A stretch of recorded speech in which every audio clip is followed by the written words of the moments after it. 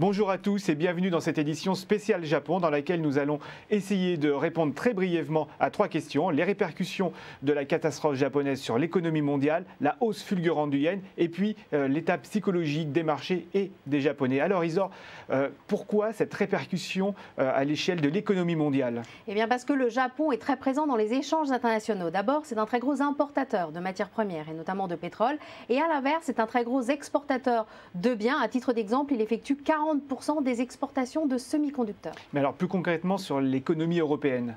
Eh bien d'abord, on anticipe une réduction de la croissance à l'échelle mondiale, donc ça aura bien évidemment des conséquences sur les entreprises européennes. Et puis les entreprises européennes comme américaines d'ailleurs ont bien souvent des actifs au Japon. Ces actifs risquent de perdre de la valeur et bien évidemment les entreprises devront passer des dépréciations.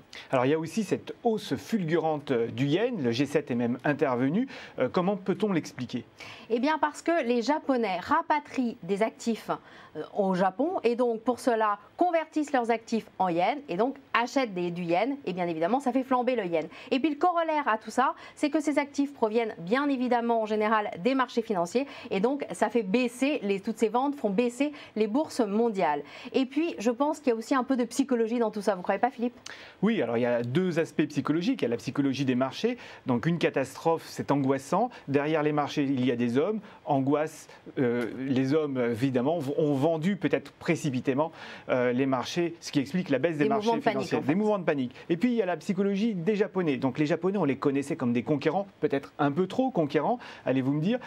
Et pourtant, les dernières études sur les Japonais sont plutôt frileuses. On voit les Japonais douter de leur avenir avec des taux de démographie très faibles. Et du coup, les analystes, les intervenants de marché se posent les mêmes questions. Est-ce que le Japonais aura le ressort pour rebondir ? Mais passons à notre valeur Isor. Et on vous avait promis la semaine dernière une valeur à la hausse. Là, je crois que devant la situation...